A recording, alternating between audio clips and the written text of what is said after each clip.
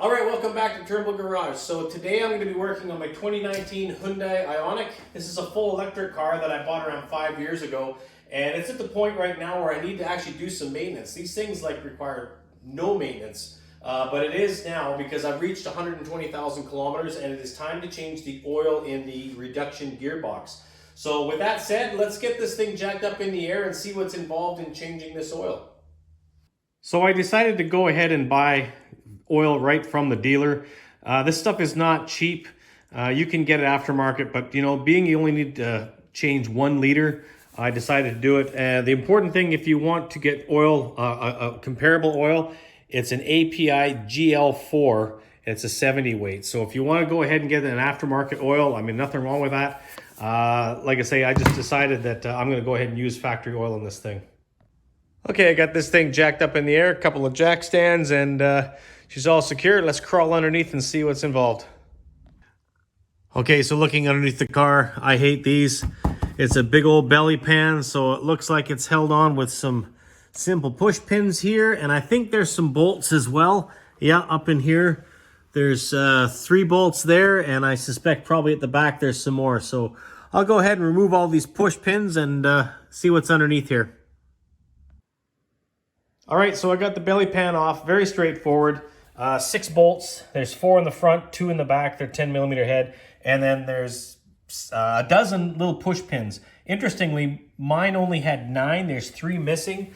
I've owned this thing since new, and I've never had this in for any kind of servicing that would require the removal of those pins, but for whatever reason, I'm missing 3. One thing I did find, which is not so good, is that oil stain right there, and let's see what I found underneath. All right, so moving underneath, this is our reduction gearbox, and what I found right there is some oil that is dripping. Looks like it's between the gearbox and the electric motor, which would tell me there is a seal that is starting to fail, that's pretty unbelievable on a car that's 5 years old. And yeah, it looks like it's been leaking a little bit of residue for a bit. Anyway, I'll wipe this all up when I do this and keep an eye on it, I guess. Anyway, to the task at hand, the fill and drain plug are on the driver's side. This would be your drain plug right here, and this would be your fill plug over here. So basically what you're going to do is drain this all out and then put that back in and then fill this up on this side until it's level, or it starts to come out.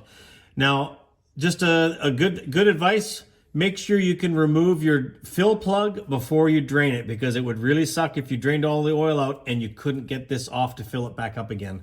Just a little piece of advice. So anyway, let's crack these things loose and see what the oil looks like. All right, let's see if I can get this with one hand here. 24mm wrench. It's a little loose feeling, to be honest. It almost feels like it could be a 23. But let's just see if we can crack this fill one loose. Oh, that wasn't too bad at all.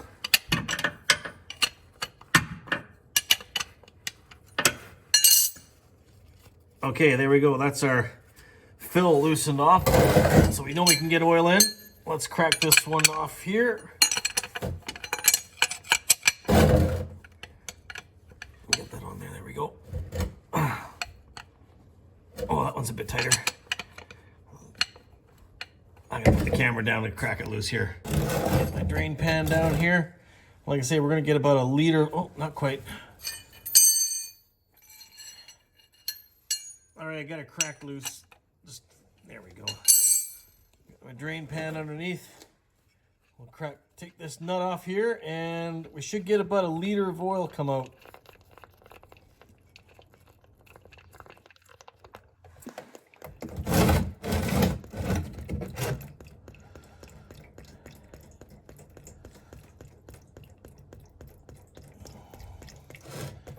Word of advice, pull the, oh my God, this is making a big mess. I gotta put this back in. Pull your top fill one off because it is splashing everywhere. Okay, try this again, although I don't think there's much left in here. I pulled that top one so we can get some venting in there so it's not glugging and splashing everywhere. Let's see how this does. Yeah, that's much better.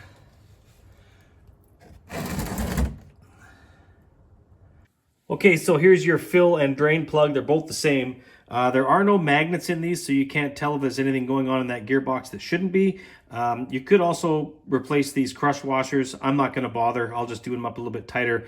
But anyway, it looks like that thing is pretty much finished draining, so we'll put the plug, drain plug back in, and we'll start to fill this thing up.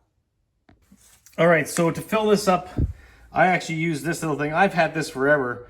For filling up oil in an outboard motor leg, or a Bravo leg actually. But anyway, this will just go into your bottle of oil, screw that in. It's a universal size, and yeah, just go ahead and pump away. Too easy.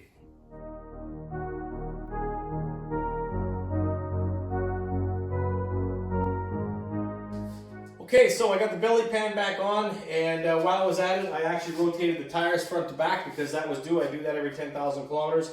And actually, I told you there were 6 bolts that held that belly pan in. There's actually 7, 3 at the back and 4 at the front. There was only there was 1 missing at the back, so I actually had a bolt kicking around that was exactly the same. I threw that in.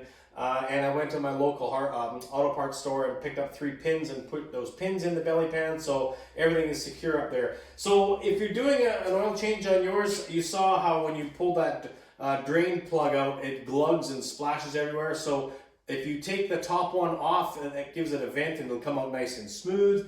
And the other thing is when you're filling it up, when the car's up on jack stands like this, the oil actually goes to the back of the gearbox, so it doesn't allow you to get all the oil in. It should get a full liter in there.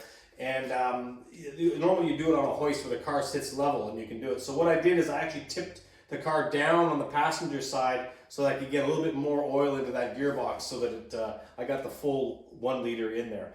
So anyway, it's back on the ground now, and I gotta give this thing a wash. It is so dirty, but I'll do that tomorrow when it's warmed up a bit. It's already below 0. So anyway, that's going to do it for this video. Just a quick one to show you if you've got a Hyundai Ioniq and you want to do a oil change on your reduction gearbox. It's pretty easy. So yeah, thanks a lot for watching, and yeah, have yourself a great day.